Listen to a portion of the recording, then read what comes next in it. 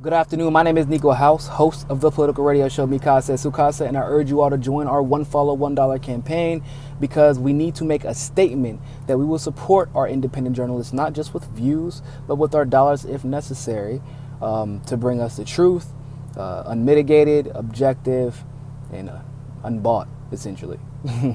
Also, hit the notification button, the little bell beside the subscription button, and of course, while you're at it, go ahead and press that subscription button as well. So many people have been asking me, which I think is a very valid question. Niko, why do you feel like you have to call out the Young Turks? Why do you feel like you have to call out Shaun King? Why do you have to call out Jordan Sheraton? Or what's up with all of this infighting? That's the new term that I've been hearing used thrown around. Infighting. The operative word being in, assuming that these people are quote unquote in the same movement that we are in. And it's a very simple answer. We have to realize something. Journalism has taken a shift. The fourth estate has always been kind of in a weird situation because it was obviously supposed to report the truth. And then things changed. Money was allowed to determine whether or not particular candidates were shown over other candidates. In fact, it is such that if a news station so chooses to accept a certain amount of money, then there's nothing that anybody at the news station, except for the person at the top, can do except show that particular candidate more than the other person or than the other candidate, no matter what.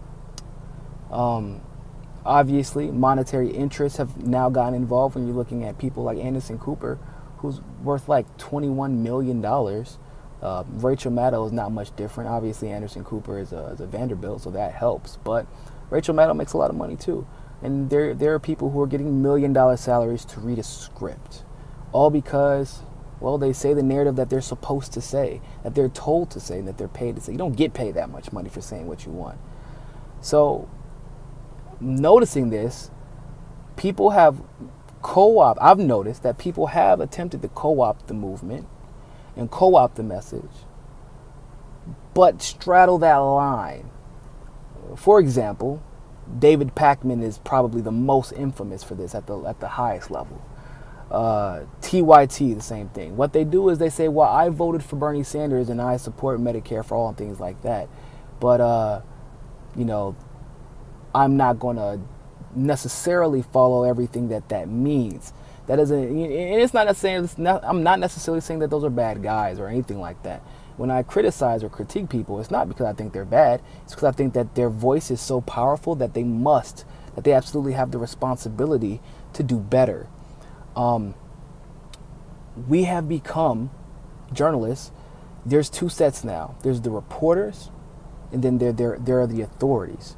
And that's partially because of, how we have behaved, and partially because of how the opposing team or the opposing side has behaved.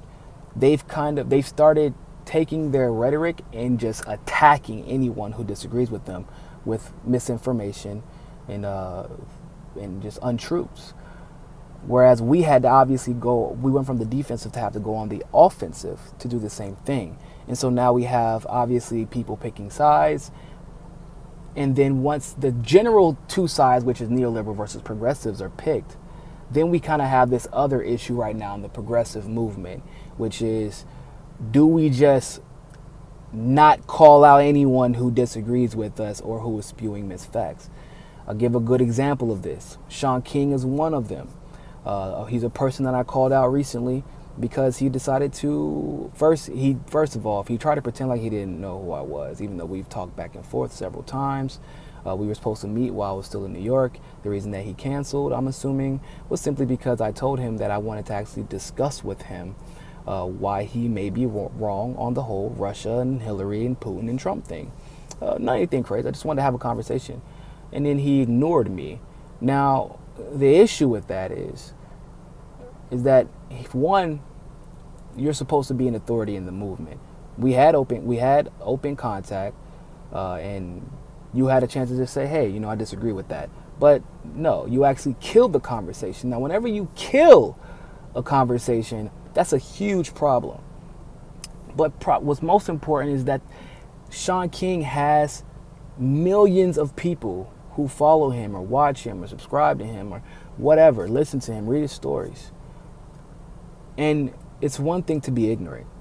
It's a totally different thing to be willfully ignorant. When someone offers you inside insight to the situation at hand and you decide to ignore that, it's not just disagreeing with it, but you ignored it. And to do so is a disservice to the people who actually take your opinion as an authoritative opinion. Not necessarily like, oh, he controls what you think, but you look to him as one of the guides of the progressive movement.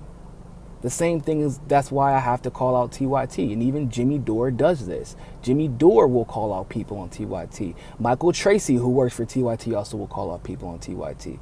Even Jordan used to do this.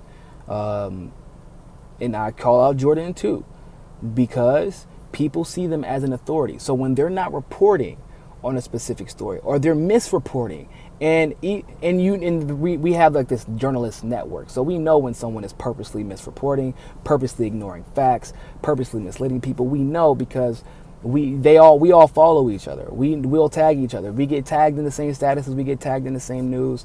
So we all know. And it's dangerous whenever TYT has 3 million subscribers, and yet they're still touting the Russian conspiracy theory, echoing MSM, CNN, MSNBC, all those, but not actually discussing facts. That's something that we have to. I'm not saying that I've said positive things about TYT still since, they've had their little coming to Hillary moment. But I'm not going to ignore what they don't do. And I expect someone to hold me accountable in the same way.